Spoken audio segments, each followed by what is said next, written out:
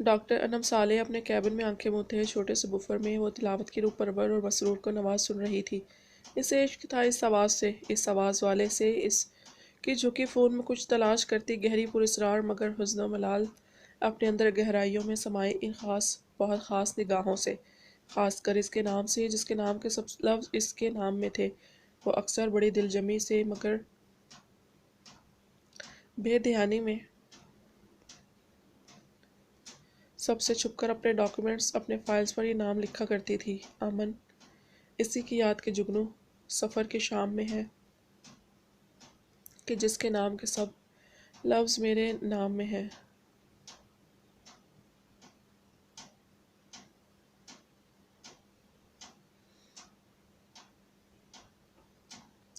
تھی تو یہ انتہائی پچکانی حرکت مگر محبت کے معاملے میں انسان کب میچیور ہونا چاہتا ہے۔ ہر وہ بچکانہ حرکت بھی محبوب ہوتی ہے جو روح من سے منسوب ہو۔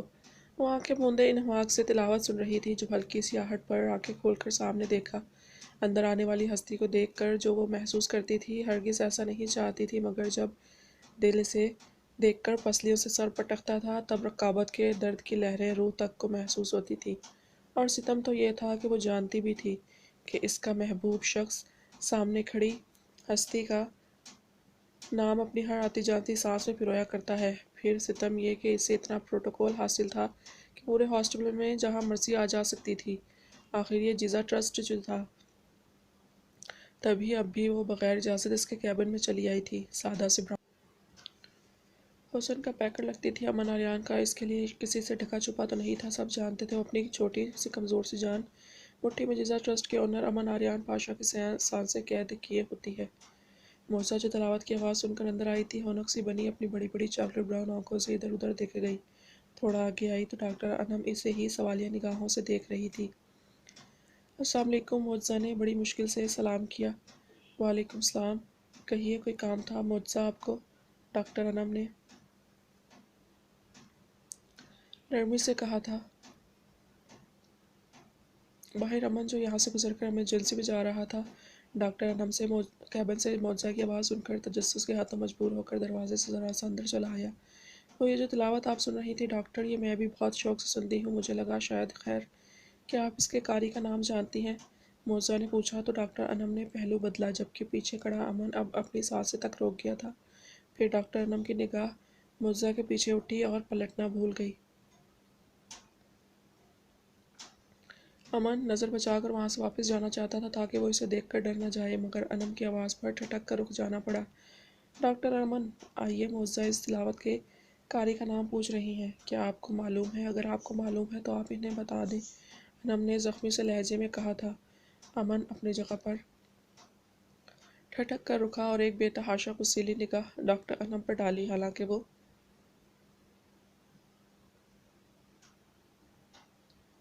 آنکھ کے اشارے سے منع کر چکا تھا کہ معجزہ کو کچھ نہ بتائے۔ معجزہ اس کی موجودگی محسوس کر کے اپنی جگہ سے ہلی بھی نہیں تھی، بلکہ ڈاکٹر انم نے اس کے چہرے پر خوف و نفرت کے سائے لہراتے دیکھے تھے۔ شٹ اپ ڈاکٹر انم، آپ فری ہو کر یہاں کیوں بیٹھی ہیں؟ اپنی ڈیوٹی پر دھیان دیجیے اور جا کر وارڈ نمبر 4 کا راؤنڈ لگا کر آئیں۔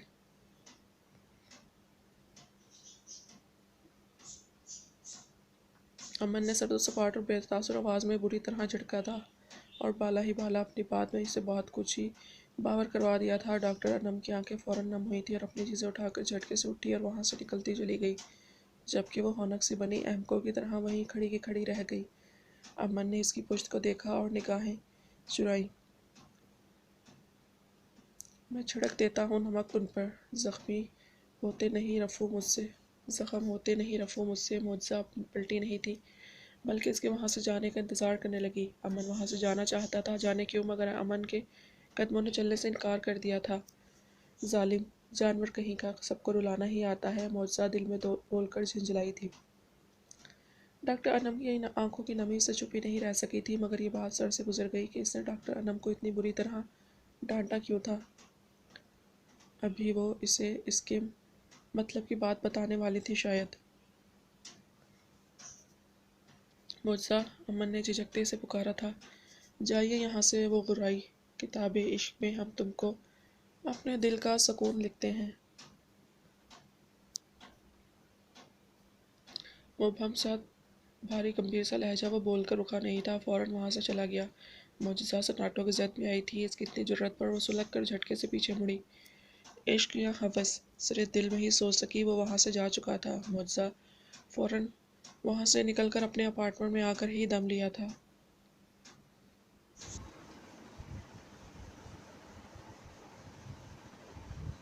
آج وائٹ پیلس میں غیر معمولی سی ہلچل تھی۔ وہ برسوں بعد وائٹ پیلس لوٹی تھی تو اسے ذرا اسپیشل پروٹوکول دیا جا رہا تھا۔ وہ سب کے درمیان لاؤنج میں اپنے مخصوص سفید لباس میں بیٹھی تھی اور ہر چیز پر جیسے غور و خوض کر رہی تھی۔ اسے جو بات اس جگہ کے بارے میں بتائی گئی تھی، کیا وہ سچ تھا یا نہیں؟ وہ ان خواجہ سراؤں کو بھی غور سے دیکھ رہی تھی جو یہاں اس گھر کے افراد کی طرح ہی ان سے باتوں میں مگن تھیں۔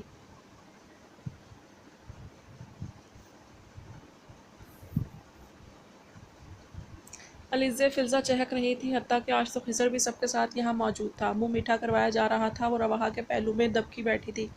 سب نے اس کا پرتپاک استقبال کیا تھا، حالانکہ سوہم خان بھی اسے دیکھ کر اپنی آنکھوں میں در آنے والی نمی کو ان سب سے چھپا نہیں پایا تھا۔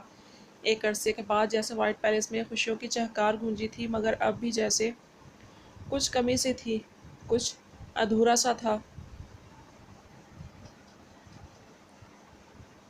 وہ خلا بھی جلدی سے پور ہو جائے گا انشاءاللہ، رحاب نے شفا کی سرخ نگاہوں میں دیکھ کر دل سے دعا مانگی۔ وہ لوگ باتوں میں مگن تھے جب ماہر خان ایک نازک سی پیاری سی مگر کمزور سی لڑکی کے ساتھ وائٹ پیلس کے لاؤنج میں داخل ہوا تھا۔ سب ان کی جانب متوجہ ہوئے، آنے والی پرشوق نگاہوں سے وائٹ پیلس کی ایک ایک چیز کا جائزہ لینے میں مشغول تھی۔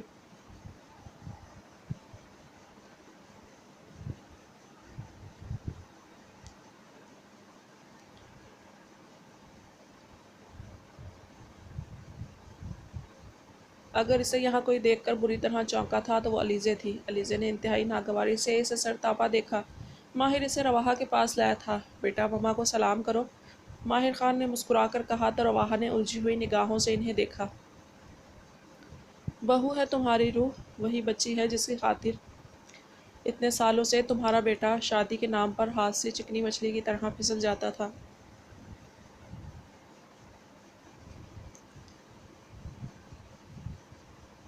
ابھی کچھ دیر پہلے ہی نکاح کروایا ہے میں نے ان دونوں کا۔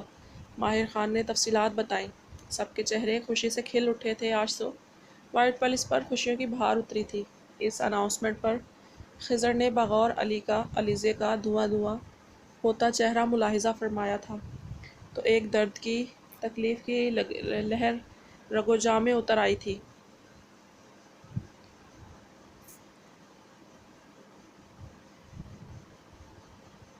وہ کال کے بہانے ایکسکیوز کرتی وہاں سے اٹھ کر اپنے کمرے میں چلی گئی۔ واہ بھئی، آج کا دن تو بہت مبارک ہے وائٹ پیلس والوں کے لیے، جبران نے مسکرا کر کہا۔ تو کیوں نہ اس دن کو کچھ اور مبارک بنایا جائے ڈیڈ، کیونکہ مجھے رخصتی چاہیے، تو اس کی بھی ڈیٹ شیٹ فائنل کر لیں ابھی۔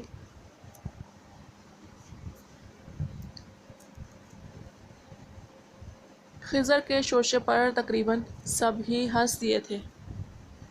کبیر کچھ زیادہ ہی منہ پھٹ اور بدتمیز نہیں ہوتے جا رہے؟ برخوردار کبیر ابراہیم نے پوتے کو گھورا تو خضر نے تھوڑا سا شرما کر دکھا دیا، حالانکہ اس کا دور دور تک اس لفظ سے کوئی تعلق نہیں تھا۔ کبیر ہنس دیا تو ٹھیک ہے بھائی، وائٹ پیلس میں ایک چھوٹا سا فنکشن رکھ لیتے ہیں رخصتی کا، کبیر نے ہی کہا تو خضر سرخوشی میں ان سے لپٹ گیا۔ اب یہ خوشخبری ذرا میں اپنی بیگم کو بھی سنا دوں۔ وہ ڈٹائی سے کہتا، سب کی معنی خیز دبی دبی سی ہنسی کو شان بے نیازی سے نظر انداز کرتا علیزے کے کمرے کی جانب چلا آیا۔ اس کے چہرے سے وہ مصنوعی مسکراہٹ فوراً غائب ہوئی تھی، جس کی جگہ کرب و اذیت نے لے لی۔ اس نے دروازہ کھولنے کی کوشش کرنی چاہی، مگر دروازہ لاکڈ تھا۔ لیکن باہر خضر جبران کبیر تھا، تبھی خاص کوڈ سے دروازہ کھلتا چلا گیا۔ توقع کے عین مطابق وہ بیڈ کی دوسری جانب زمین پر بیٹھی کسی غیر مرئی نقطے کو گھورتی بے آواز آنسو بہا رہی تھی۔ خضر نے ایک سرد سی آہ بھری، سیکنڈز لگے تھے اس کا میٹر شارٹ ہونے میں، تبھی وہ لمبے ڈگ بھرتا ایک ہی جسم میں اس کے سر پر پہنچا تھا، اسے بازو سے دبوچ کر اپنے روبرو کھڑا کیا۔ علیزے جو اس اچانک پڑنے والی افتاد کے لیے بالکل تیار نہیں تھی، اچانک اسے اپنے سر پر دیکھ کر بوکھلائی تھی۔ مجھے ان آنسوؤں کی وجہ جاننی ہے علیزے،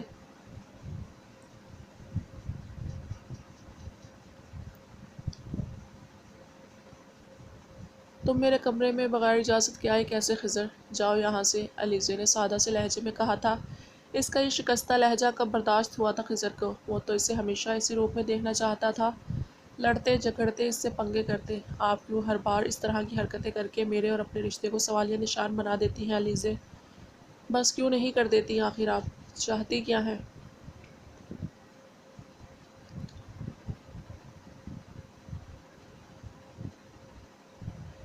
خضر نے جبران نے اسے بازو سے جکڑا ہوا تھا، علیزے کو لگا اس کے بازو کی ہڈیاں چٹک جائیں گی۔ خضر، ڈونٹ ٹچ می، چھوڑو مجھے، وہ سرد سے لہجے میں غرائی تھی۔ کیوں نہ ٹچ کروں جب آپ اچھی طرح جانتی ہیں کہ اس چیز کا مکمل اختیار ہے مجھے، اور کیا کیا کرنے کا اختیار ہے، تو یہ اعتراض کیوں؟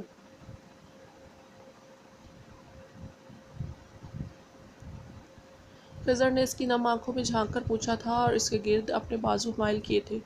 وحشی سی قربت تھی اس کی کہ وہ اس کے حصار میں مچل کر رہ گئی۔ خضر، بس کر دیں مس کڑک، اب بس کر دیں، ہمارے رشتے کا مذاق بنا کر رکھ دیا ہے آپ نے، اب بس کر دیں۔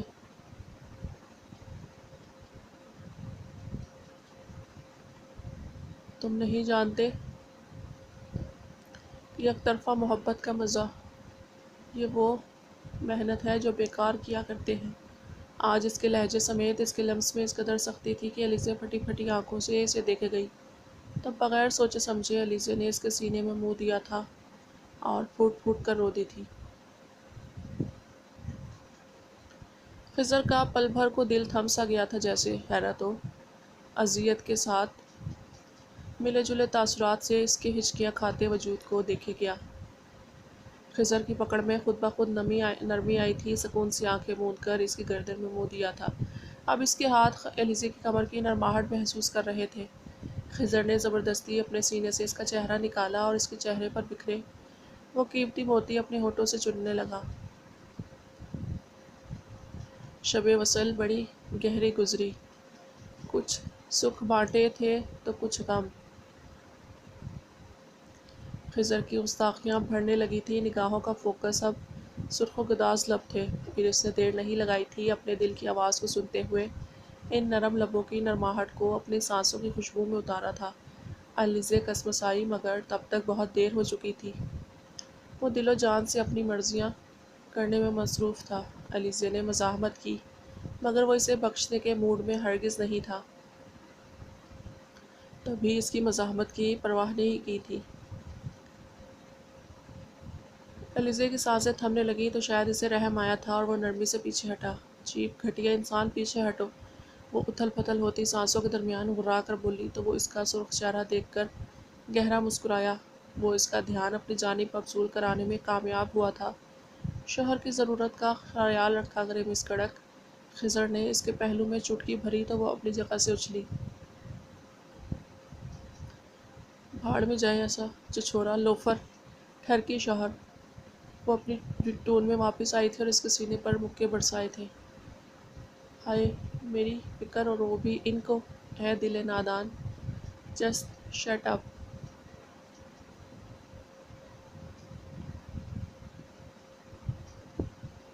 خضر نے آہ بھرتے کسی ٹرک کے پیچھے لکھا ہوا شعر پڑھا۔ وہ خوفوار نگاہوں سے اسے گھورنے لگی۔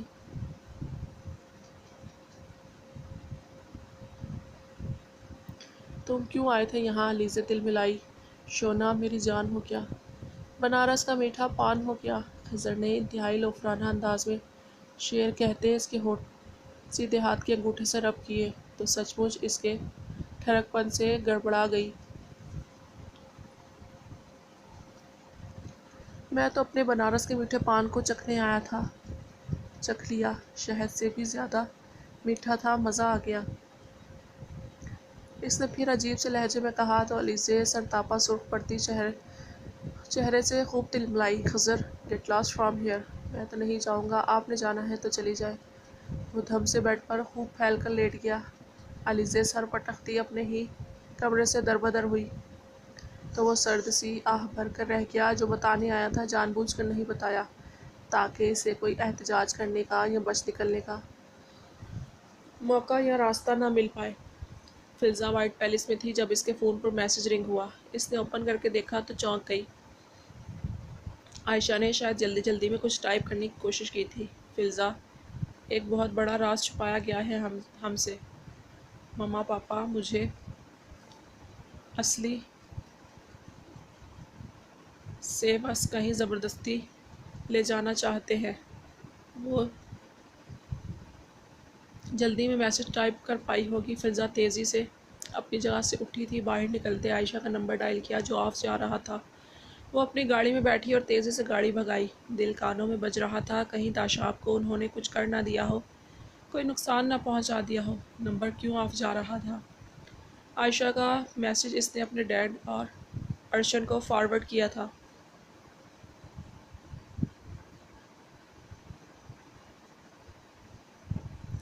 شیر ولا کے لینڈ لائن نمبرز میں سے بھی کوئی ریسیو نہیں کر رہا تھا۔ وہ راستے بھر نمبر ڈائل کرتی رہی، جتنی تیزی سے ہو سکا گاڑی چلائی۔ تقریباً وائٹ پیلس سے پون گھنٹے تک کا سفر تھا جو اس نے آدھے گھنٹے میں طے کیا۔ گاڑی جھٹکے سے ڈرائی وے پر رکی تھی۔ گاڑی ڈرائی وے پر ہی چھوڑ کر وہ تیزی سے اندر بھاگی۔ پورا شیر ولا سائیں سائیں کر رہا تھا، مطلب اندر کوئی نہیں تھا۔ عائشہ کا فون لاؤنج میں چکنا چور ہوا پڑا تھا، چیزیں ادھر ادھر بکھری ہوئی تھی، مطلب اسے زور زبردستی سے وہاں سے لے جایا گیا تھا۔ اس نے پورا شیر ولا گھوم پھر کر دیکھا۔ عائشہ، شیر خان اور اس کی بیوی کہیں نہیں تھے، حتیٰ کہ داشاب بھی غائب تھا۔ فلزا کو لگا وہ اس معصوم سی جان کے بغیر بے جان ہو جائے گی۔ پتہ نہیں کیوں مگر اس کے لیے دل میں ایک الگ قسم کی کھیسی پڑنے لگی تھی۔ داشو، اس نے بے چین ہو کر پکارا تھا۔ داشاب!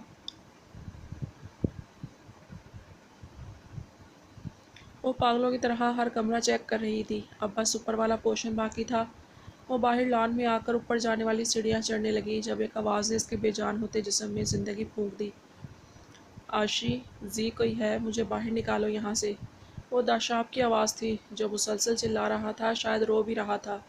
فلزا نے بجلی کی سی تیزی سے جا کر دروازہ کھولا تھا۔ وہ خود اسے دم بخود سی اپنے سامنے پا کر بہت بے اختیار ہوئی تھی، تبھی جھٹکے سے بری طرح اس کے سینے سے لپٹ گئی۔ اف داشو، تم یقین نہیں کرو گے، میں بہت ڈر گئی تھی۔ سامنے والا بھونچکا رہ گیا تھا۔ اس کے ساتھ بھی تو سب کچھ الٹ اور عجیب سا ہو رہا تھا۔ لاکھ کوشش کے باوجود اس کی سبز آنکھیں نم ہو ہی گئی تھیں۔ جب دل پر پاؤں رکھا جائے تو کوئی لاکھ بہادر ہو، آنکھیں نم ہو ہی جاتی تھیں، یا شاید وہ اپنی کشش سے فلزا ماہر خان کو کمزور کر رہا تھا۔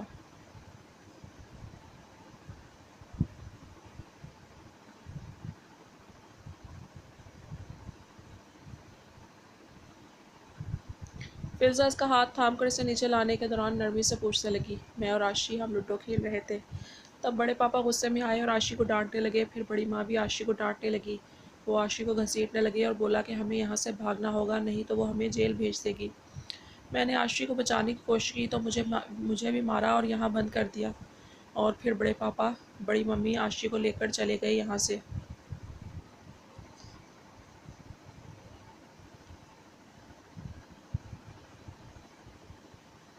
اس نے اٹک اٹک کر مگر ساری تفصیل بتا ہی دی، مگر اپنے پاس سے بیچ میں سے سب کچھ حذف کر کے، چلو کوئی بات نہیں، ہم عاشی کو ڈھونڈ لیں گے، تم فکر مت کرو۔ وہ اسے لاؤنج میں لائی۔ میں تو زی سے کٹی ہوں، اب بالکل بھی بات نہیں کروں گا۔ وہ بچوں کی طرح کندھے جھٹکتا اپنے کمرے میں چلا گیا۔ فلزا نے ایک سرد سی سانس کھینچی، پھر اس نے انیکسی سے میڈ کو بلا کر لاؤنج کی صفائی کروائی۔ عاشی کسی راز کی بات کر رہی تھی، اگر داشو یہاں ہے تو عاشی نے سیف اس کیوں بولا، اور رستے کا کیا مطلب تھا؟ فلزا اپنے دماغ میں تانے بانے بنتی بری طرح الجھ رہی تھی۔ اپنے ڈیڈ کو میسج پر ساری سچویشن لکھ کر بھیجی، وہ اب یہ دیکھنا تھا کہ وہ کیا جواب دیتے ہیں۔ بزدل جیل کے ڈر سے فراغ ہو گئے کہ قاتلوں کی پول پٹی نہ کھل جائے۔ فلزا جھنجھلائی، پھر اس روٹھے روندو کا خیال آیا تو مسکراتی اس کے کمرے میں چلی آئی۔ وہ بیڈ کی پائنتی پر پاؤں نیچے لٹکائے بیٹھا پاؤں جھلا رہا تھا۔ داشو کیوں ناراض ہے زی سے؟ فلزا اس کے سامنے آتی ہاتھ باندھ کر اس سے پوچھا۔ سامنے والے نے اسے سرتاپا دیکھا، جینس کی ٹائٹس کے اوپر بلو کلر کا گھٹنوں تک کا ٹاپ اور گلے میں یلو ہی اسکارف۔ وہ پری پیکر عام دنوں سے کچھ زیادہ ہی مختلف اور دلکش لگ رہی تھی۔ زی مجھے یہاں چھوڑ کر چلی گئی، بڑے پاپا نے مجھے مارا، اب زی بھی چلی جائے گی۔ داشو کو نہیں چاہیے، کٹی ہوں میں، وہ اس کے سامنے کھڑے ہو کر جھنجھلا کر بولا تھا۔ तुम्हारी कटी की ऐसी की तैसी। फिल्जा ने इसे बेड पर धक्का दिया था। वो बौखलाया, मगर इसके ऊपर फिल्जा झुकी और किसी गहरी घटा की तरह छा गई। वो फटी फटी आंखों से फिल्जा को देखे गया। फिल्जा ने इसके गाल खींचे। तो अब बताओ, सच्ची करते हो कि तुम्हें पनिश करूं? What do you mean by punish? तुम मेरी इज्जत लूटने वाली हो जी? इसने सदमे से फैली मशकूक आंखों से सहम कर इसे देखा तो फिल्जा इसके सीने पर सर गिराए कहका लगाकर हंसती चली गई। ये तुम्हें इज्जत लूटने वाली बात किसने बताई? तुमने ऐसी गंदी चीज़ें कहाँ से सीखी? फिल्जा ने हंसी के दौरान आईब्रो झुकाकर पूछा। वो मूवीज़ में देखा था, जब वो ऐसे बेड पर गिरते हैं तो वो ऐसा ही करते हैं। लेकिन तुम ये गंदे काम क्यों कर रही हो? शर्म नहीं आती जी? गंदी कहीं की, पीछे हटो। अरे, मैं तो पैदाइशी बेशरम हूँ। फिल्जा ने इसके अपने गाल पे अपने गुदास लब रखे थे। वो सांस तक रोक गया था। और तुम्हारी इज्जत लूटने का परमिट है मेरे पास, तो कुछ मजायका नहीं। वो इसकी होनक शक्ल देखती हंसे गई। ओके ओके, मैं सच्ची हूँ, अब पीछे हटो। इसकी हालत ख़राब हो रही थी, तभी मस्कीन सी शक्ल बनाकर हार मानी। नो, तुमने मुझे बेशरम कहा, अभी मैं कोई बेशर्मी करके ही पीछे हटूंगी। ये कहते ही फिल्जा ने इसके होठों को अपने होठों से छुआ था। 2 सेकंड्स की देर थी। वो इसके कमर के गिर्द सख्ती से बाजू हमाइल कर चुका था। फिल्जा ने इसकी सख्ती पर हैरत से इसे देखा। तुम बहुत बैड गर्ल हो जी। वो अपनी कैफियत से झिंझला गया और इसे अपने दाएं तरफ बेड पर उतार कर उठ बैठा। ओके सॉरी, अब सच्ची ही हो ना, या फिर से मनाऊं? फिल्जा ने मसरूफ से अंदाज में कहा। वो पैर पटकता बाहर निकल गया। फिल्जा देर तक हंसे गई।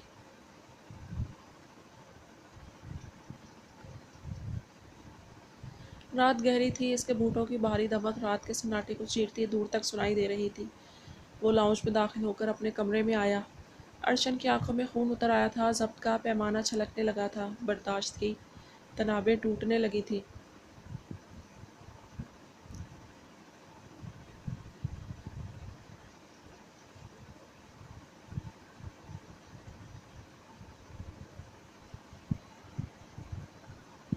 हमारे बाद ना आएगा उसे चाहत में ऐसा सुकून। वो ज़माने से कहता फिरेगा, मुझे चाहो इस पागल की तरह। वो कमरे से फ़ौरन बाहर निकल आया था। इसका रुख अपनी माँ के कमरे की जानिब था। हल्की सी दस्तक देकर वो इजाज़त मिलने पर अंदर दाखिल हुआ। फजर जो सामने ही अपनी तस्बीहात में मसरूफ़ थी, इसकी जानिब देखा और निगाहें चुराईं। मम्मा, दिया कहाँ है? वो मेरे रूम में क्यों नहीं है? इसे मेरे रूम में भेजें।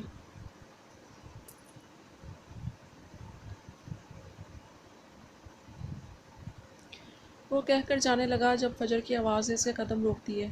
अर्शन, वो रवाहा के कमरे में है और वहाँ से कहीं भी नहीं जाना चाहती। तुम्हें इसे वक्त देना होगा इस नए माहौल को समझने के लिए। फजर ने कहा तो वो लाल अंगारा आंखें लिए इसकी जानिब मुड़ा, मगर फजर निगाहें चुरा गई। तब वो फिर से बाहर आया।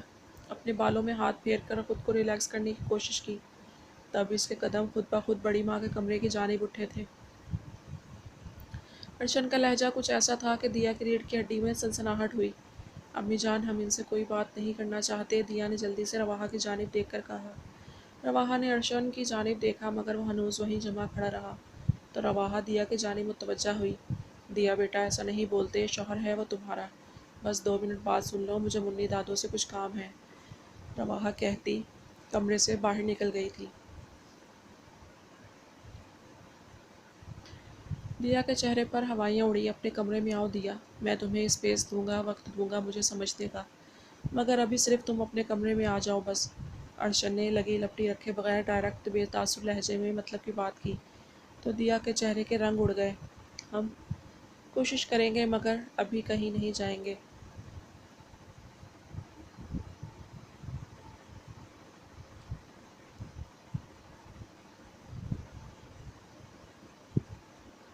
इसने डर कर मगर ज़रा बेहसी से कहा। अर्शन ने ज़ख्मी सुर्ख निगाहों से इसे देखा। दिया, तुम चाहती हो मैं तुमसे ज़ोर ज़बरदस्ती करूं? अब की बार इसके लहजे में अजीब सी तपिश और कुर्राहट थी। वो सचमुच डर गई थी। हम नहीं आएंगे, इसने हिम्मत करके जवाब दे ही दिया। अर्शन आगे बढ़ा था। वो सहम कर पीछे हटी, मगर बेसूद। अर्शन ने इसकी कलाई दबोची और इसे बेड से नीचे उतारा।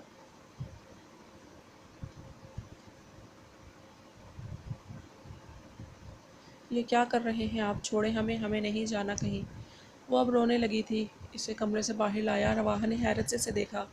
امی جان روکیں انہیں، دیا ان کی جانب دیکھ کر مچلی۔ اس کی گریہزاری پر فجر، عروشی اور مفرا بھی اپنے کمرے سے باہر نکل آئی تھیں۔ پنکی نے بھی باہر نکل کر اس سر پھرے کو گھورا۔ ارشن!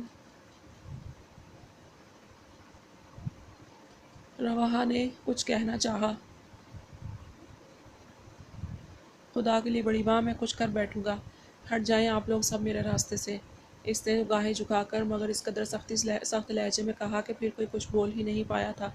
وہ اسے زبردستی تقریباً گھسیٹتا اپنے کمرے میں لے آیا تھا، لا کر دروازہ لاک کیا اور نرمی سے اس کی کلائی چھوڑ دی تھی۔ دیا کو اپنی کلائی پر جلن محسوس ہوئی تھی۔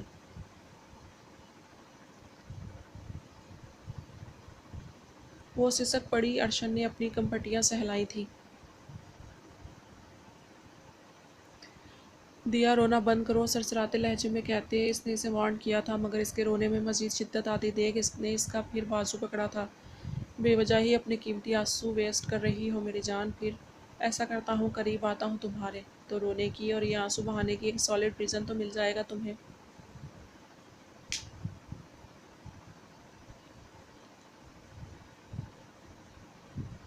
ارشن کا غصہ سوا نیزے پر تھا۔ دیا نے اس کی دھمکی پر اپنے منہ پر سختی سے ہاتھ رکھ کر اپنی سسکیوں کا گلا گھونٹا تھا، جب ارشن نے اس کا بازو چھوڑ دیا۔ جاؤ لیٹ جاؤ دیا، صبح تمہیں فجر کے لیے جاگنا ہے، اس نے سادہ سے لہجے میں کہا، مگر وہ ٹس سے مس نہیں ہو رہی تھی۔ ارشن ڈریسنگ روم میں گیا، واپس آیا تو اس نے سادہ سیاہ ٹراؤزر اور ٹی شرٹ پہنی ہوئی تھی۔ وہ آ کر صوفے پر نیم دراز ہوا۔ اپنا بازو اپنی آنکھوں پر ٹکا لیا۔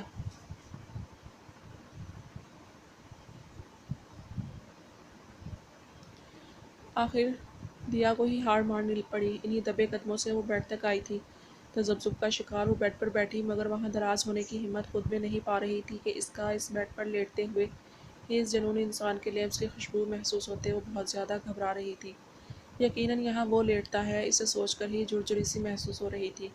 کیا کروں، اب تو نیند بھی کافی آنے لگی تھی۔ وہ بار بار نیند سے جمائی لے رہی تھی، تب ہمت کر کے تکیہ پائنتی والی سائڈ پر